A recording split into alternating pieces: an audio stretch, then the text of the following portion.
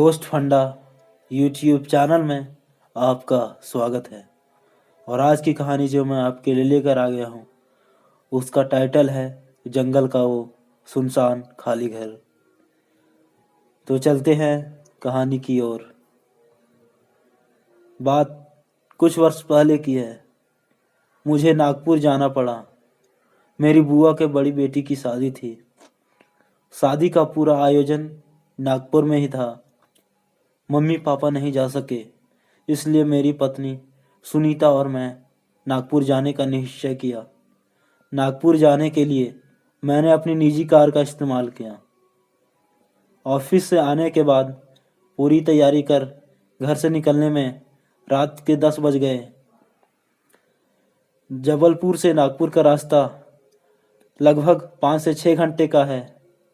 गर्मी के दिन थे, इसलिए जानबूझकर हमने रात को ही सफ़र करना चुना, जिससे गर्मी से ज़्यादा परेशान ना होना पड़े। लगभग 2 बज रहे थे। मुझे बहुत ही नींद आ रही थी, जिसकी वजह से मुझे झपकियाँ आने लगी। गाड़ी के बाहर धूप अंधेरा था। सड़क में एक भी वाहन नहीं गुजर रहा था। आगे एक पुल बन रहा था, इसलिए हमें डायवर्जन का इस्तेमाल करना पड़ा। कुछ दूर जाकर हमें सड़क के बारे में कुछ समझ नहीं आ रहा था। डामर की रोड खत्म हो चुकी थी और कच्ची सड़क प्रारंभ हो चुकी थी। हम भटक चुके थे और अंधेरा होने की वजह से हमें कुछ भी समझ नहीं आ रहा था। उसी समय हमारी गाड़ी पंचर हो गई। अब हम बहुत डर चुके थे। चारों तरफ घुप अंधेरा था। कीट पतंगों की आवाज़ें आ रही थी। पेड़ों के हिलने की सरसराहट आ रही थी। सूखे पत्ते आपस में टकरा रहे थे, जिससे किसी के चलने का भ्रम सा महसूस हो रहा था। फोन में कोई सिग्नल भी नहीं था। गाड़ी के टायर बदलने की हिम्मत बाहर देखकर जवाब दे रही थी। तभी मुझे सामने एक रोशनी दिखाई दी। शायद वहाँ पर कोई हो। यह सोचकर मैंने मेरी पत्नी को गाड़ी में छोड़कर उस रोशनी की दिशा में जाने का निश्चय किया, पर सविता ने भी साथ चलने में की जिद करी और हम दोनों एक साथ रोशनी की ओर चल दिए।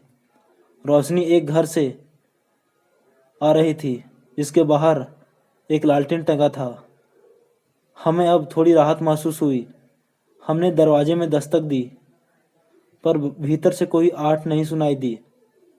बार बार दरवाज़ा खटखटाने पर कोई प्रतिक्रिया अंदर से नहीं आ रही थी।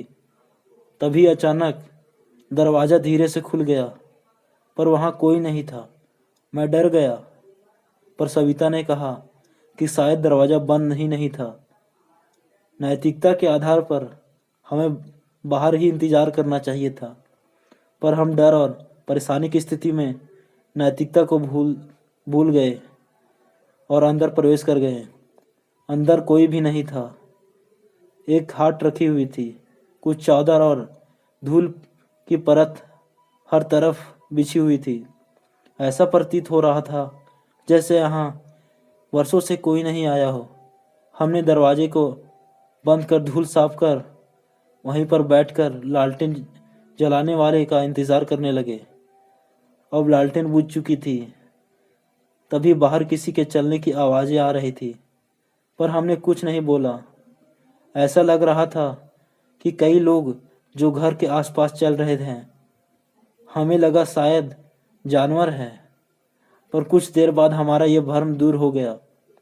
जब सविता ने खिड़की से झांक कर देखा तो वह बहुत ही घबरा गई। उसे एक सफ़ेद परछाई दिख रही थी जो शायद किसी पेड़ में उल्टी लटक रही थी। उसने अपने हाथों से अपना मुंह को दबा लिया, जिससे उसकी चीख ना निकले। वह कुछ ही सेकंड में पसीने से तरबतर हो गई। मैंने उसकी हालत देखकर सावधानी के साथ बाहर झांका तो मेरे रोंगटे खड़े हो गए। वहाँ एक नहीं, कई सफ़ेद परछाइयाँ थी जो पेड़ों में लटकी हुई थी, तो कुछ आसपास टहल रही थी। मेरे दिल की धड़कन धक करके रुक गई थी। कुछ समय के लिए दिमाग काम नहीं कर रहा था, रोंगटे खड़े हो गए थे, पसीने से नहा चुका था मैं।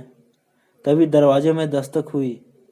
हमारे प्राण हलक में आ चुके थे, पर हमने कोई जवाब नहीं दिया और डर के साए में इंतजार करते हुए हमने पूरी रात वहीं काट दी। सुबह होते ही गाड़ी का टायर बदला और किसी तरह से नागपुर पहुंचे। हमने यह सब कहानी किसी को नहीं बताई, पर वापस जबलपुर आते समय हमने इस बार दिन में सफ़र करने का निश्चय किया। वह रात आज भी हमें याद आती है तो हमारे रातों का चैन उड़ जाता है और पूरी रात खिड़कियों को डर से झांकते हुए निकलता है।